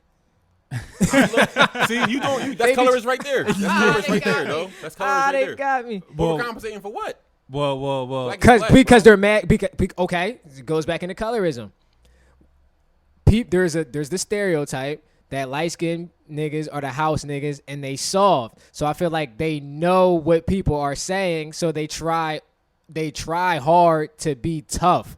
So they end up doing wilder shit because they have more to prove. I don't think that's just a light. Well, it's two things I'm gonna say to that. that happens when That's they're not a girls. stereotype because Yeah. that's really what was going on. Light skinned niggas were the house They niggas. literally, yeah. Yeah. No, I'm not talking. No, I'm talking about it's the stereotype that they're like soft. Oh, okay. Well, So they be overcompensating. And I agree. And, amongst our people, and I don't know if it's just jokes sometimes, but subconsciously that is a stereotype that gets played. I know with me, I'm light skinned, but I never am trying to prove that I'm tough. Nah, and he bad. cool, calm, and collected. And keep it on comic relief too. I'm like, damn, they be like, yeah, we want the dark skinned boys, which is cool. You have your preference, but I thought people like Drake, Steph Curry, they was Was bringing us bringing y'all back. back? Yeah, I thought they was bringing us back. We down 3-1. I Gotta feel bring like- us back again. Nah, I feel like the funny shit is I feel like white women usually in majority be going after the light skinned dudes, and I feel like the Spanish women love the dark skinned guys. I feel like you don't know what the fuck you talking about. Nah, bro. Whoa, That's what I All right, we about to go back to the like heavier topic based on what you were saying too, and that's a thing as well that brown skinned darker women they talk about. They talk about how the light skinned curly hair they're the ones more desirable to, they sometimes Yeah, attribute that's it to fucked black up. It men. makes me sad. And yeah, they really what y'all feel about that? You think that's true that we as a community we prefer the light skinned, curly haired No, Oh, you talking about women? women, brown skin, darker skinned women? I've seen them say that where like y'all always be hyped to get the light skinned curly haired girl. Oh, You know what I mean? see what you're saying. And that's kind of like a heavy thing for them that I've seen. I can't speak for them, but that's what I've seen. I Definitely gotta seen it. gracefully bail out. I gotta let Esco talk about this. What that I mean, all he asked is, have we seen it? And the answer is hell yes, we've seen it. And I do know niggas that have a preference towards light skinned girls with curly hair or some shit like that. Yeah. It's not me. It's not. Yeah, and it's not. It's It not necessarily me either. it might be a nigga on this podcast. I don't know. Wow. Hashtag this nigga lying, Your Honor. Hashtag I don't believe these. Like you said, preference is Preference. fine as Yeah. long as it's a preference. I Right. love all women. I love my chocolate sisters, my Nubian queens. You know what I'm saying? Right. But I have a girlfriend, so I got a Right. family. Yeah, I love. got I'm family. gonna say the same thing. I think we should definitely make that clear, man. We love all women. You know what I mean? And we don't base it off skin color. You know what I'm Right. saying? We rock with. We talking about personality and things like that. You know, what I mean? Things that Esco, really matter. get into that Yeah, rape I want to culture. get into the heavier 2 points of those two. Go ahead, Brody. Those two little Johns where we can help by calling out not only colorism but also rape jokes and rape culture. I don't play that shit at all. Let me tell y'all niggas right now. Like anytime I hear about some shit they gotta do with rape, I get irate. Like I get really mad. Like my blood boils. Like I want to fucking punch somebody in the face. Like that I shit got a make me point mad. for that though, Esco. Well, not obviously, but the majority of stand-up men, then we're gonna stand up for the obvious like rape culture shit Right. and rapey shit. But I feel like there's a lot of subtle shit that goes over our head that Like if what? we educate them. Okay, perfect example. I'm only gonna speak for myself. If you guys want to jump in this conversation, let me know. We ain't got no choice. We on a podcast with you. No, but if you want to if you want to listen, it was only me there, Anthony alright. McKee. Okay, It was okay, go only ahead. me there. While I was in college, I had a girlfriend, but I had a lot of good-looking women friends. Okay. Now, to me, this is rapey and this is rape culture. Let me know if y'all feel the same. Every time I'm out with them, when a nigga comes to me and says, damn, yo, who that you with? Yo, that's the homie. What? You not fucking her? You ain't trying to fuck her? Like, why is it not normal Yeah. to have good looking women friends? Why do we always have to fuck them? Yeah, no, I agree. I think it's not it's a part of rape culture. It's a little part because that's not really, but like to think that every nigga that's our friends and hanging out in vicinity with a girl gotta be trying to fuck her or gotta be fucking her is fucking psychotic. It's delusional. You niggas need to get help. And it's a broad thing. It's like the sexualization of women. Right. You know what I mean? Why they don't always have to be sexualized. They shouldn't be sexualized all the time. And it should be perfectly fine to have female friends that may be attractive to other people, but just be your friend. And right. And when I'm say women that are your friend, don't try to be a woman's friend and then try to coerce her into having sex with you and make her feel bad, like, because you were being such a nice, good guy, make her feel bad when I give you some pussy, because that's fucking rape culture, too. Yes, that's disgusting. Yeah, Slimy as shit. That's not good at all. That's what we can't tolerate that. We can't tolerate that. Any kind of like, if you got to fucking beg and plead and she keeps saying no and you feel like the only reason she said yes is because she wanted you to leave her the fuck alone, bro, that's rape. But going back to where we need to be more vocal, what we don't understand, because once again, I can't speak for y'all. I can only speak for myself. What I didn't understand before it was brought to my attention, because I live in my own bubble and I don't do shit like that. there's a lot of men who move like that, who come back to me, be partying with me, and be hanging out with me, and telling me a whole different story, acting like they built like that. Hashtag this nigga lying, Your Honor. Hashtag I don't believe these. Yeah. But then they going around doing shit like that. We need to speak on that. Yeah. So, I don't want to be just keep jumping in there every time. I want Cheese to get in, but like, Do you think, bro? if I see some shit, if I see you doing some weird shit, any of my niggas, if you listen and I see you doing some weird shit, I'm gonna say something to you. I'm not letting that shit fly. I've never been the type to let some shit like that shit fly. Like, you not about to have some girl black out in the corner somewhere, do some weird shit with her that you don't even know. Like, I don't. We're not You tolerating mean? that. Yeah, we're not tolerating that shit. At all. And let me, I guess this brings me to a little bit of a convo before we keep going. Esco, you saying if you see it, like if you see it, how far do you think we should go as far as policing our friends, even if we may not specifically see it at the moment, Right. but like I'm coming to you like, yo, bro, you good out here? You moving right? Like being what's the term for it? Initiating it instead of being reactive to it. How far do you think we should go with that? Great point. I think we should definitely be, more active in that way. Issue is niggas be lying. Fact though. Like, it's hard to talk about this without getting specifics. That's literally what I was talking to the chick in the DMs about. I'm like, yo, like I really do want to help police these niggas, but they be lying. They fucking lie. Like a nigga could not even have sex with a girl, come back, tell you he did, and it's just he say she say. Yeah. You And mean? I think we also as men, that we kind of have this thing where it's like, we mind our business. You know what I Yes, mean? yes, Now yes. with this specifically, we need to be up in the business. If We you're gotta doing stop something minding our wrong, business. we Yes. shouldn't be minding our business. But in general, when it comes to other people's sex lives, especially your friends, it's like you try to keep that boundary. Like, I don't want to know what you doing. You know what I'm saying? Right. But I do believe we need to be, if you my homie, I got to start coming to you, and I have been a little bit. I wouldn't hang with nobody that I felt was in anything like that. But you never I cut know. a couple You people never know. off for You never situations know. like Yeah, that. you never know. And if I feel like you want some other type ish, you know what I mean? I gotta come at you, and we gotta stop that. Hold your friends accountable. Hold them accountable. Right. Hold them And, accountable. The next point was believing black women about sexual assault without rushing to question them. And you mean like? Now- Go ahead, bro. I gotta get my shit together. Go ahead. Yeah, this is complex. This is a complex one. No. It's not I, complex, and I'm but not it's- sighing at that phrase. Let me get that out the way. That's not what I'm sighing at. What I'm sighing at is it's just so confusing because niggas lie a lot. And but then that actually I'm proving the point right here. And I'm gonna put myself on the line for this podcast. I'm proving these women's points right here because I try extra hard to give the man the benefit of the doubt.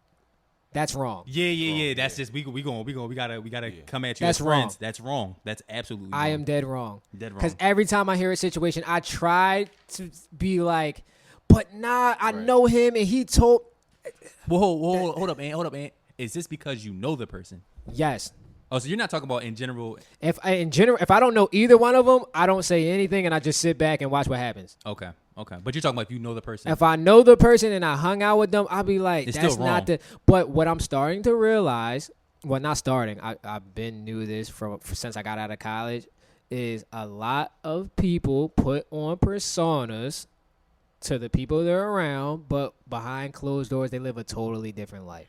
So I'm not saying indict these men because of accusations, but I'm asking y'all, is there a way to support the women when they come up with the accusation without indicting the man before due process? Let me get in here. What I will say is this: I'm never gonna rush to dismiss any woman's claims Yes. of sexual assault or Yes. anything of that nature. You Yes. cannot do that. No. Let me ask you how y'all But when feel. you don't dismiss it, are you indicting the man? And I was about to say, but I'm also, to be honest, personally, I'm not quick in rushing to say that the man actually did it. I'm a wait and see. We need to Wait and see. You know what I mean? I'm a wait and see. I'm not going to sway anyway. I want to see. But then the women to tell you the court system is not in their favor.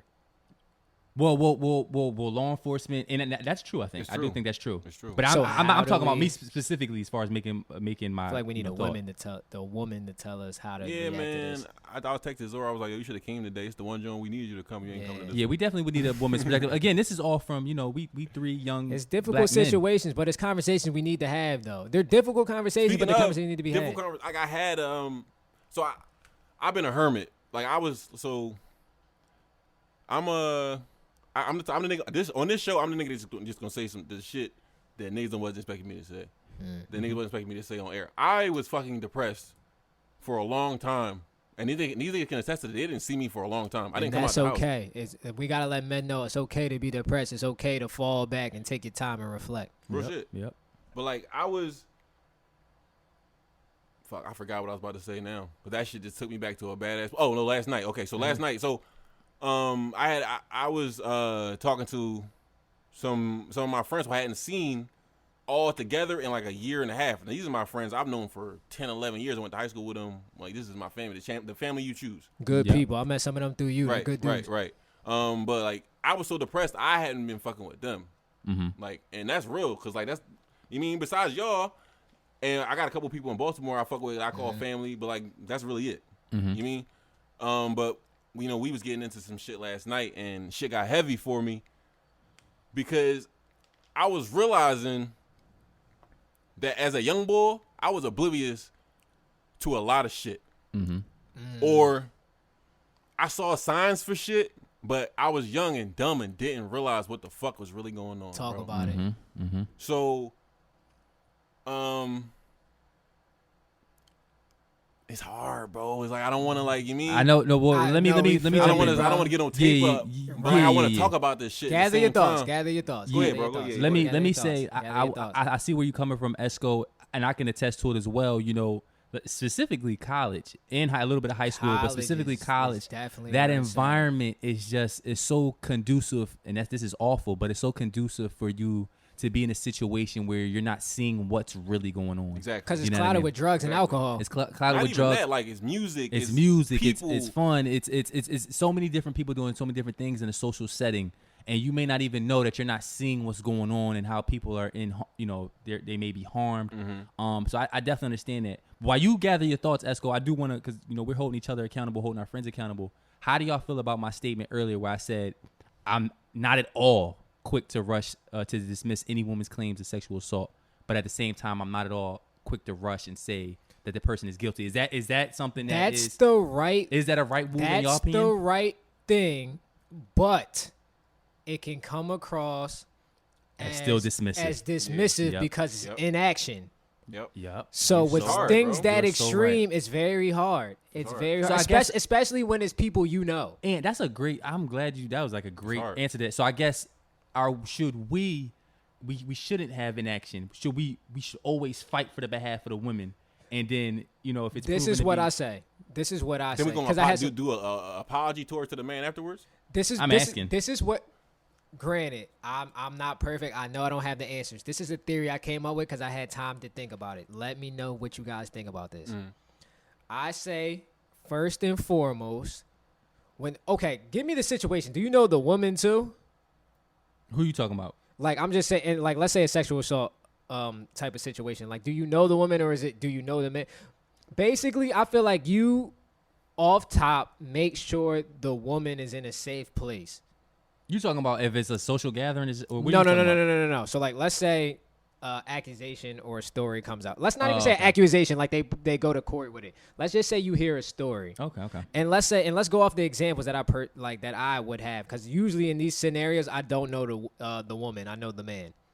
Okay. So off top, I'm going to do what I can to put the woman in a safe space as soon as I'm aware of this. So I'm going to do everything and granted, I can't fully control people, but I'm going to do everything in my power to get that man separated from that woman while we're working everything out. Okay. I'm going to let him know, like, yo, listen, I heard this was coming to my attention, bro. Let's not have no contact with her. Let's get this situated. Yeah. That's And one. I want to make something clear. When I read the slide about believing black women about sexual assault, arresting to question them. I don't think that was referring to like question them. I think it was referring to in like not what she was wearing or what she was doing or if she was drunk or shit like that. It don't matter, none of that shit. You shouldn't have fucking raped somebody. Like if they don't want to fuck Exactly. you, don't fuck them. Exactly. But yeah, off top, because you don't know if it's still currently happening, you want to try to separate both parties. Right. Then number 2, what I say is you let your guy know right off the rip. Listen, I don't know what's going on. I wasn't there. Until I get all the facts, and I feel like this is honorable because a lot of people don't have these conversations. Until I get all the facts, for lack of better words, you're kind of on ice, bro. Nah, I agree. Yep. Yeah, You're on ice. Yeah. I'm not publicly hanging out with you. I'm not celebrating you. I'm not rushing to your defense. Yes. Yeah, and I guess because we want to conclude. You're this on ice. We want to definitely conclude this and kind of have it clear. You're right, Ant. You can't be in a rush to dismiss the woman's claims at all. No. And also at the same time, you can't be quick to come to the defense of the person that's being accused. Right. You know what I mean? Unless Because here's my thing. If I'm totally innocent and somebody tell me they're going to put me on ice until they figure out all the facts, I don't have a problem with that because I know when all the facts come out, my name's going to get cleared. Right. And we all good. Yeah, until evidence, you know what I mean? And I think that's an honorable way to go about it. I agree, Ant. You got to separate yourself from them. You got to it's just you got to be. okay, I want to get into the last point for that black woman slide that I saw on Instagram. I think this is one of the most important ones. You can help by simply asking, "How can I support you?" Because I feel like even right now, we said we wish my girl was here because she's usually the black woman in the room, and this is the Black Woman Podcast today. And she ain't come today, obviously. But like, I feel like the simplest way to do a lot of this shit is to not try to think brain it in our manly Don't way. assume Just what they fucking want. ask, bro. Don't assume what they want. Right? Just be like, yo, what's the problem with this? Like you said, you had the conversations with your friends, and she's been doing the same. I've been doing the same thing. Like, shit, I understand. You just ask. And you want to know what the funny thing is that we probably all came to the same conclusion when we asked. It was all simple shit that we can do. It was nothing super complicated. Like checking your friends. And yeah, shit like that. when we think about it, when men we think about it on our own. Like, yo, what did these women so want from complex. us? And It's really da. We think it's so complicated. Like, yo, how can I do this? But when you really ask women, like, yo, what do you want? How can I help you? How can I be of service to you? The answer is really simple. And if you're a stand-up dude, you can do that in 2 seconds. It's very simple, and it's very simple but very important. And also, I agree with that. It's very simple and it's very important. And also, I want to, when you ask them that question, also ask them, are you ready to tell me that answer? You know what I mean? A lot of times, like, remember earlier how you were saying, you were saying, what can we do?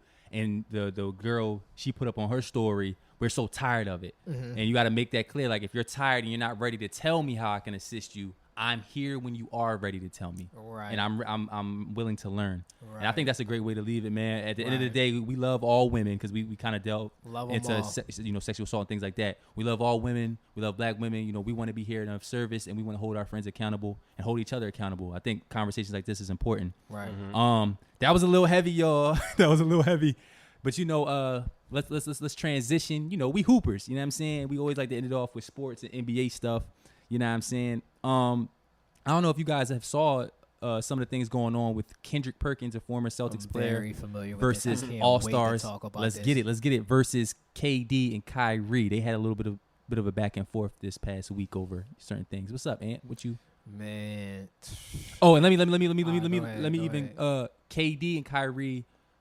Kendrick Perkins, he had a negative opinion on Kyrie wanting to sit out and not play. It was more than negative. He was borderline disrespectful. He had some very personal remarks that were kind of away from the argument, and eventually KD. If a bird had his brain, it would fly backwards. That's what he said about Kyrie. And KD came to Kyrie's defense and also called Kendrick Perkins a sellout. What do y'all think? Give me your thoughts. I'm not feeling Perk, man. Come on, Perk. Not feeling him. I feel like Pop a perk. he try, yeah, right. Like he must have popped the perk. I feel like he trying. Hey, yo, I like that one. Perk popped the perk. I like that. He like I just feel like, man, he was in the league way longer than he was in that media shit, and to be bad mouthing his former teammates as much as he does and shit like that. Like, that was your brother's. Like, bro, you're fucking weird, bro. Like, I would never go on fucking ESPN and shit and just start bad mouthing my fucking old teammates. Yeah. And he does that shit all the time, bro. Did he ever play with Kyrie? Yeah, they played with They was on that same team at the same time. I don't know, maybe He may have been. They might have missed each other by like a year. I don't know if he was He on might that be on the bench. Cavs. He was team. on the Cavs. He was on the Cavs. No, K Perk was on the Cavs. I just didn't know if Kyrie left already. No, they was definitely on the. Yeah, I think they were. They were. They may have been That's not teammates. important, Either though. way, he was teammates with KD, KD. and he's done that in the past to KD. Yeah. What do y'all think about that? That locker room? It's like a code as basketball players, as athletes. We have certain things just don't leave the locker room. Listen, And he not living by that shit. He don't live by that. He's trying to transition in the media, and you know you I'm need a hot sup- takes. Right. I'm a surprise y'all.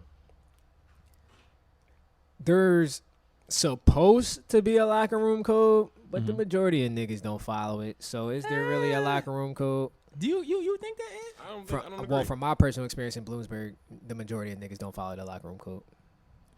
And y'all know my story. Yeah, we know your story. I don't. I feel like certain people, it's just certain individuals that don't, i.e. Kendrick Perkins. But for the most part, I feel like, as athletes, we keep that. What happens in the locker room, what's spoken about in the locker room, personal moments, we keep that between us. It's in-house. That's the term. Yeah, see, everybody loves to say what happens in the locker room stays in the locker room, but then all of a sudden, a lot of niggas know what happened in the locker room. Even in NBA sense. There's That's many, because of niggas like Kendrick but Perkins, no, there's bro. so many inside locker room stories that all three of us know that we never were in the NBA. So clearly, what happens in the locker room doesn't stay in the locker room. Just because if one nigga spill a story out, bro, it can get out far. Like, only take one, bro. Yeah. It takes one motherfucker. It's because of individuals. And I think in this specific case, I kind of feel like Kendrick may be selling out. I don't know about in this specific case, though. Because I Ooh, feel wait, like. hold on. I got to hold you accountable, Cheese. Go ahead, bro. How is Perk selling out, but then on our last podcast, y'all have the same point? Well, because I just said, I feel like he has Got sold this out. nigga, Esco. Nah. He was trying to get to it. But Oh, you no. cut him off. I'm glad he asked it. No, that's a great question. I don't feel like he's selling out in this particular situation because I feel like I didn't like his personal remarks towards Kyrie, but I felt like he gave his opinion that Kyrie was wrong. I don't think he's selling out for that reason. I think KD's more so calling him a sellout because of past incidents where he's brung up like personal things and He's kind been of selling out for a while. and criticized a lot of players, his former teammates, to further his media career. Yep. That's the sellout That's part the of sellout it. shit. I don't think him having a difference of opinion with Kyrie is a sellout part. Not at all. Because I kind of agree with Perk a little bit. But the selling out is trying to further your career by putting your own teammates on the bus. Let's get into the real shit, y'all. We dancing around the topic cause we already know Perk and KD got beef. That's the petty shit. Let's get into the real shit. What I think we got on our hands is some real Malcolm versus Martin shit.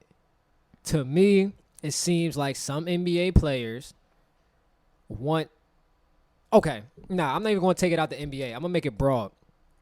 I feel like as black men, where we don't agree a lot of time because there's two different types of people when it comes to our struggle. I feel like there's certain people that are fighting to be amongst white people and be respected and accounted for amongst the white people. And there's some people that saying, I'm not begging you to let me into your system. Let me do my own shit. Fuck y'all. Bring it to the NBA. I think there's some people that are like, dog, we all hundreds of millionaires. There's some black billionaires. The NBA didn't start overnight. Yeah, what it is now is excellent. But it wasn't always like this. Before Bird, before Magic, before Jordan, this shit was a shit show.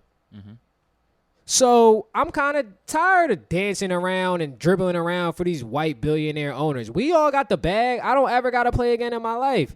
Especially with what I just saw now, I'm feeling I'm in my protest bag. I'm in my militant bag. We don't need them. So let me try to form a coalition of players who feel the same way as me. And I feel like it's people speaking out about amongst them, the Stephen A's, the Perks. Well, you're hurting the bottom line. And if you hurt the bottom line, then the owners think this and the owners. Fuck the fool. Gives a fuck what the owners think, bro. Me personally, I'm always going to be on the militant side. I don't give a fuck what these white corporations and these white owners feel. I don't give a fuck. Because we got the power. The owners can feel whatever they want. They not about to get out here and dribble the fucking ball and hit a three-pointer. What do you think, Esco, before I go? I agree. Simply. That's all I gotta say. As far as, I kind of, in the past, like a week or whatever, I've been doing my research and trying to look into people's arguments. like I said, I'm going to support whatever the players do as far as playing or not. But as far as why I see a little bit where Stephen A., Kendrick Perkins, and Matt Barnes, somebody who you would have thought would have been in the Malcolm X category of not playing. The reason why I kind of agree with them as far as they should go back and play is because at the moment, until we have that coalition of players that have their own league and it's black owned and all of that, at the moment, the NBA is a vehicle for black players to, make millions. Right. And build wealth. I can speak personally. My cousin is a former NBA player. Yeah, we both got cousins. Exactly. We both got cousins that played in the NBA. And him making the NBA and making those millions changed in the whole trajectory of a portion of my family. You know what I mean? That helped us build and go forward in certain classes. So I kind of the mindset at the moment, let's not take checks from these black players who use these checks a lot of times to support entire black families. You know what I mean? And then use the NBA's platform to spread our message and to bring awareness to what some players are doing, i.e. LeBron, his voting initiative, what Maya Moore is doing. I feel like entire commercials could be geared to kind of give that awareness to our folks, to some of the things that's happening for us, and still allowing these black players to make their money. That's why I'm leaning a little bit to that argument as far as them going back and playing and still being active. That's how I feel. That's how I feel. What y'all? I'm not like, I'm on the side with the play. Like, don't play.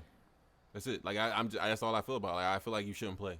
I feel like, the NBA, even without having black owners and shit like that, we're a black league. It's a black league. So if all the niggas in the NBA was like, yo, we not fucking playing, there is no NBA. And I get that, but here's my last thing on this too, Esco.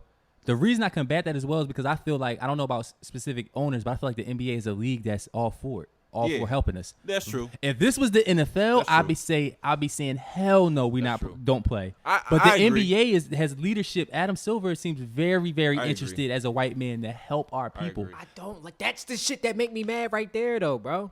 First point, you said it's not at this time. What you saying at this current time? Because until we get that coalition, you're saying this ain't the time. There's never going to be a time if you don't start. If every time somebody brings up the point to have their own shit and you fucking slander them, there's never going to be a time. When LeVar wanted his own league, niggas slander him. When Ice Cube said he was coming out with the big three, niggas slander him. When Kyrie said, yo, fuck these niggas, we all got enough money to do our shit, y'all slander him. So when is there going to be a right time? If every time somebody brings the topic up, y'all slander them. That's a great point, bro. I really don't got. That's a great point. I'm not mad at that. Then two, the other thing you said, well, the league is very progressive, and they Do you agree with that? I do. But then it goes to this. Yes, you are progressive. Yes, what black people ask you for, 9 times out of 10, you help us with that. But why every time we want something, we have to ask you first? Well, it's not. Why do we have to come to you? That's some master shit, bro. Why every time I want to get something done in my community, I got to come to you when I have $100 million fucking dollars? I'm not speaking on the specific owners, but I don't view it as us asking. I feel like they're really aggressive and initiative as far as helping us because we don't need them to do it. See, my thing is this. It comes down to if we're fighting for two, and I'm not slandering anybody. Yeah. What you want to do is what you want to do. Yeah. There's 2 options. You're either fighting for, hey, I'm black, that shouldn't matter. Let me be a part of your company because I have something to offer and I am a brilliant mind. If you're fighting for that side, more power to you. I don't have any problems with you. But I am on the side that you don't have to ask niggas for shit if you have your own shit. So all the problems we have, like, yo, they're not treating us right over here. Yo, they let us play, but they don't let us be owners. Yo, like, at a certain point, I'm like, yo, I'm tired of asking y'all for shit when I got $100 million fucking dollars and I know niggas with billions of dollars. Why are we keep doing your shit if you clearly ain't really trying to let us rock out the way we want to rock out? I guess my last thing to that end, I think, is that, I remember when we had our group chat, we was talking about this. I think everything is a process. You know what I mean? For you, like how you were just saying, all the players right now, there's a lot of 100 millionaires, and some of these players are going on like Michael Jordan to be a billionaire. That came from utilizing the vehicle of a league like the NBA. You know what I mean? It's created. I'm not saying we shouldn't have our own league at all, but I'm saying it's a process to that. And this this has been a vehicle to create multi-millionaires. You're right, but I'm not talking about the niggas who just getting in the game. You don't have the power. You're not on that level yet to even make these moves. But okay, let me give you a perfect example. Michael Jordan used the vehicle. Niggas worth like $1 billion. Why the fuck is he still associated with Nike in any way? It's the nigga mindset that to have something, you feel like you need to use the white man's resources. I don't know, bro. At this much money, Michael Jordan don't need Nike for shit. It should just be Jordan brand. But it makes a clear distinction. I'm just super militant, bro. I'm about to say, and I like this conversation because it highlights our different thoughts. You know what I mean? Because I feel like he did great business with Nike. So you know what I mean? Fuck him. if he, cause I'm gonna tell y'all this right now, and y'all can think however y'all want to think about it. Yes, he did great business with Nike, but there's plenty of scenarios where you're doing great business with a white corporation, and as soon as an unfortunate circumstance happens to you, they say, fuck you, nigga, we're going to find another one. So why do niggas feel when we break bread with white people, we have to stick with you forever, but then, i.e. the music business, but then as soon as you can't make a hit no more, fuck you, we got another little nigga coming up right ahead of you. But then we feel the need, if we do good business with you, we got to rep you forever. That's not that we feel the need. That's the way that the companies try to make the perception so that you think that shit cool when it happens. It's not cool. That's what. It's not us. That's not the people. I think this conversation. This is a deep conversation. I think it's so many ways to look at it. Somebody gotta bring it up. But I mean, one thing you will see is that and is that's the militant boy. I like it. I think Aunt Shabazz. You know what I'm saying? I think that's dope. But I guess we have our difference of opinion. I do want to make it clear for myself that whatever way the players go, I'm going to support. They're not going to end up playing because of COVID, not because of the protest. And that's that's a whole different Just like situation. we told you, nigga. Yeah, now you want to be. They're not going to play. Right now you heavy. They're not going to play. Now I'm telling you why I don't want them to play, but they're not going to play for a whole different reason. Yeah, I mean, I do want to say I support both sides. You know what I mean? I guess let's get some funny stuff though. Let's do it. Since I'm hosting it. I saw a post, man, that was funny. Carl Anthony Towns, center for the Minnesota Timberwolves. He posted this on his story. He said he posted a text message between him and his girl saying she's a real one, and he said she was a real one because it was a text message, and the girl was pretty much saying, "Yo, you had a good game, good job." And he was like, "Thanks, babe," but she also was like, "But I didn't tell you to get dunked on by Jason Tatum." Hey, yo, that's not a real one. You are a hater. Is she real for keeping it a bean with him? She a hater. Don't keep it a bean with me. I don't want you to keep it a bean with me about my game. I don't want you. How would y'all feel if your girl told you, "Yo, how you get dunked on?" First of all, I'm not getting dunked on in front of my girl. I'll kill a nigga if I get dunked on in front of my girl. Nigga. That's taboo. If a nigga know your girl at the game, he try to dunk on you, he's trying to get hurt, bro. He's asking for it. Oh, you gotta get the hammer, you gotta bro. Get the strap, bro. He trolling. Not in front of my girl, like bro. Above the rim. You gotta get the hammer. Yeah, bro. We all play ball. I feel like we've all had a situation where we've had a girlfriend. I'm going to ask y'all. I'm not even going to assume. Have we all been in a relationship while we were playing college basketball and, like, your girl was at the game? No. Playing basketball, yes. Point. Playing basketball, college, yes. no. My girl. Well, how about all right, but any point, though? Yeah, yes, I have. Oh, yeah. Okay. What's the most embarrassing thing that can happen to you in a game while your girl's there? Would it be dunked on, crossed, not getting in the game? When you invited them? Not getting in the game. That's the one. Bro. If you a bench warmer, don't invite your lady to the game. Bro, no. Can I? You want me? Go ahead, bro. Go ahead, bro. All right, go ahead, bro. Oh, man. So, my freshman year, right, I was at East Stroudsburg University. This before I came to Bloomsburg. So, the majority of the season, I was getting sporadic minutes, like 6-7 minutes here and there, right? So, like, when you did anybody here started since their freshman year?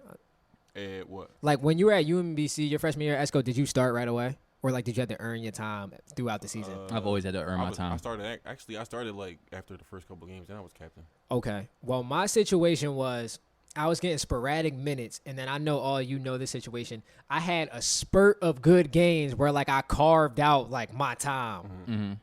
So I carved out my time. So like at this point, we like 8 games in where I'm getting 10 minutes a game. I know when I'm coming in. I already know when to take my warm-up off. I know when the coach going to look at me. I know when to get in the game. So I'm feeling confident now to, like, invite people because I got my – and I'm killing, too. I'm on a roll. You feel me? So then, call my girl up. She don't go to my school. Call my girl up. I'm like, yo, I got a game, whatever. Like, yo, come through. My parents coming up. Come up, because she didn't have a car at the time. Yo, come up with them. They come pick you up, blah, blah, blah, blah. So my family come, my girl come, all that. This was and I invited them because it was a big game. Like, we needed this game to, like, get a certain seeding or whatever. The coach decided to go tight on the bench. But I've been playing for the last 12. Like, the coach has been going 8 players deep in the game for 10 games straight. But then on the big game, he froze up and went with his top 6. So said, fast "Fuck your forward, minutes." what happened? What your girl say? Luckily for me at the time, my girl didn't know much about basketball, so it wasn't that embarrassing of a situation. But I know she knew, like, she's not dumb. She knew I didn't get in the game, why this nigga but she ain't didn't playing? really understand what was going on. So I could kind of freak it, like, yeah, I said, you mean the coach? I didn't get the suicide in time. We had a little argument. We had an argument. So you go fraud, Yeah, bro. Drop the plea. you caught the play, Caught man. the play. But that was embarrassing though. That's embarrassing. I think that's probably the top level embarrassment, especially if you don't know that you're not gonna get in the game. Right. I thought I was getting in. I had every intention to get in the game. I think getting dunked on, especially if it's bad, like if getting dunked on while your girl is watching. I'm a guard. I never got dunked on. I don't be under the rim. Well, I guess it's similar. Like you getting crossed up versus like I'm a big man. Versus Have you ever getting- got cooked in front of your girl? Like somebody put 20 plus on you? No, I'm tough. Bro. I've had a terrible game in front of my parents, and that hurt my heart.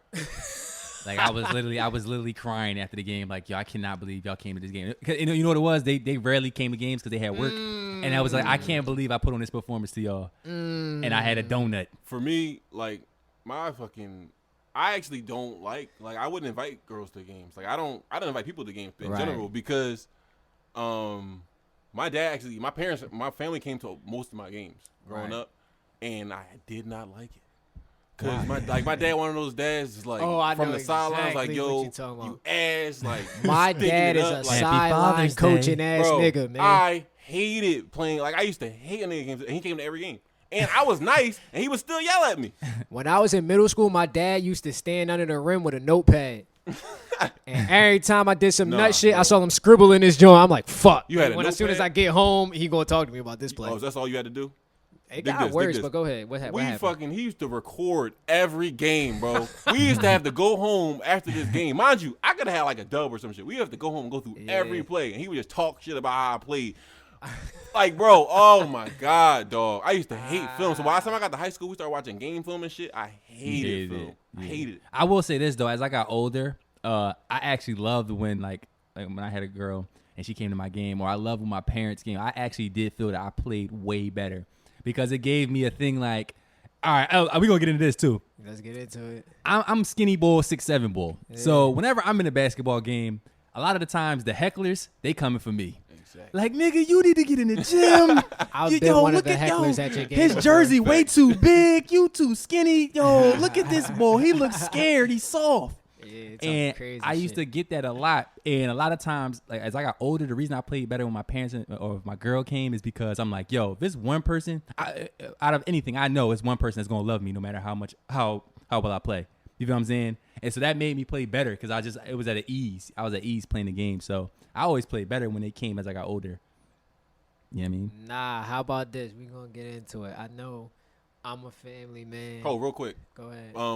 I'll say this now, like when I go, like if I go play in a game or something, my girl comes to the game, I'll purposely try to put on a show. Like I do. Exactly. See, I do.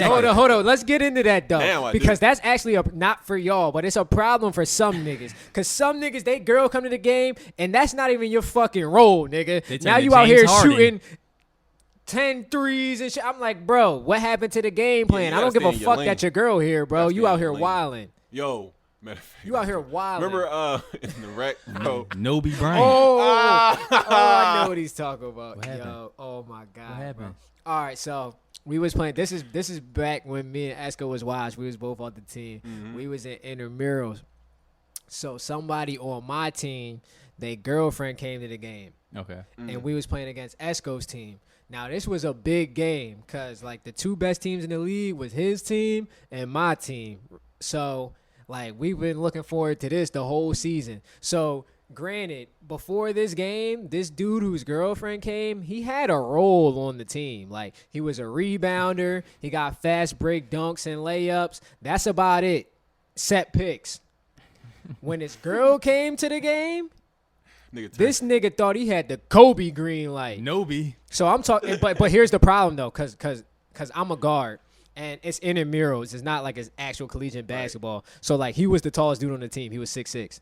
So he was getting all the boards. So it's not like we could stop him from doing what he was doing because he would get the board. So once he got the board, instead of outletting it, he would run court to court, pull up threes, court to court layups, walk, travel, trip, offensive foul. I'm like, nigga. Lame Lillard. I pulled, bro. I had to grab that nigga by his collar at halftime. Like, bro, I don't care what your girl talking about, my nigga. You need to chill out. Like, bro, dude was wild. Yo, matter of fact, I played in this league in Jersey with my man. Oh. And y'all know who I'm talking about, but I ain't gotta say his name. He know. I hope he listens to me too. He said he be tuned in. His girl came to one of them games, bro, and usually he be chilling. But this one day in particular, I don't know why he was trying to show off for her so crazy, but he missed every layup he took. I'm crying. And on the way home, bro, because I met him at his crib and he drove to the gym because it was the game deep in Jersey. So on the way home, I remember him saying that shit like, bro, I ain't make shit. And I know he felt in his head like, yo, she saw me, bro. That's the worst feeling in the world, though, dog. That's the worst feeling in the like, fucking world. because you try to amp up your play and then you play even worse than you normally do. Like, that's crazy. Now your girl like, yo, my guy is a bum. Right. Bum ass nigga. But the best feeling I'll say this, in his defense, I think he had a crazy dunk that game, which kind of made it okay. Oh, he showed off his athleticism. Okay. I'm crying. I ain't gonna hold you. That'd be a big thing for me. Like if I have a girl or somebody I like, I'm trying to show off the athleticism. Like show your boy's an athlete. Real shit, bro. You gotta see it. You Up gotta top. see it. Nah, the best feeling in the world is when you have an unexpected admirer in the crowd that you don't even know fuck with you like that. So you don't even know nobody in the crowd. So you just hooping doing your usual 1-2. Yeah. And then you come home from the game, you check your Instagram, boop, it's a DM right in there. Yo, saw you at the game. You was hooping. That was high school life. Hey. That's lovely. Hey. That's the Then you got hit her with the, that's something like. You know, that's just what I do. Another day at the office. Another day at the office. You know what I'm saying? No, and that's your career high you had. Real rap. Nigga had 18. That his career high was 12 before that joint. Talking about something, that was an off game. Coach ain't really want me to. Nigga. You know what I mean? It's something like, you that's feel me? hilarious. I guess because we coming towards the end, y'all. This is like a little argument we can get into.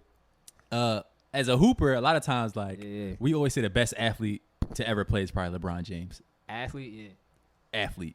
I saw something, and Kendrick Perkins, bring him back up. Wait, okay, Perk. He Why tweeted that. Oh. He tweeted that LeBron James is the greatest athlete we've ever seen.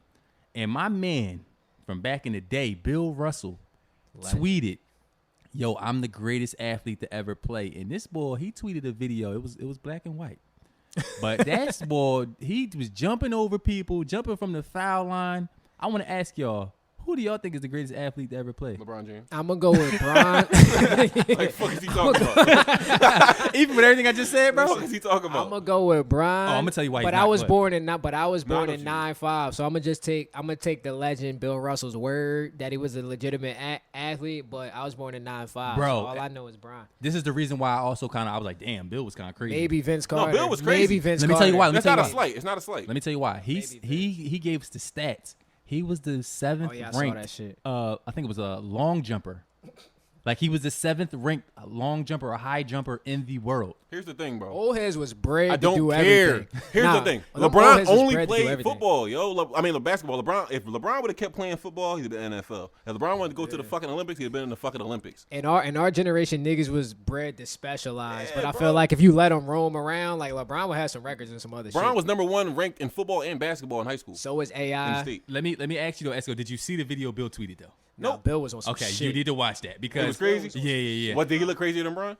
It was up there. It was up there, and I saw his track highlight where he was talking about he was like the number 2. He was number 2 in America, and number 7 in the world. Listen, I'm not hating on Bill Russell, but I have seen LeBron James with my own eyes my whole life, bro. Yeah. Let me ask you this though: 40 years from now, you think it's gonna be the same argument? We old heads. We gonna be like, yo, Bron back in the Nah, day. bro, No, 'cause I just I'm saw a video somebody tweeted where a nigga did a windmill off 2 feet from the fucking foul line, bro. When I'm 40, it's gonna be a nigga that can dunk from the bro. 3-point line. Like, it will be. and bro. I stole your Yeah, bro. tweet. It's I saw it. It's gonna be a nigga. It's gonna be a nigga that's more athletic than Bron. When Yeah, like, off be top. fucking. If Zion like Nah, find a way he to be- listen, nigga, damn, I ain't even get the words out yet. You already saying no. Shit. I'm saying if a nigga come out like Zion, a little slimmer than Zion is, with the same athleticism, then that could be the next nigga that's more like you don't fucking know, bro. Yeah, Zion is got crazy. too much weight on him, Yeah, but niggas he's a call little him slimmer. Pastry McGrady. Yeah. Pastry McGrady. I'm But dead. listen, that nigga is athletic as shit, and he's fucking what 19 years old. What should he be doing? He's crazy. Yeah, if he slimmed up, yeah, he's crazy. He might be. Is he more athletic than Bron?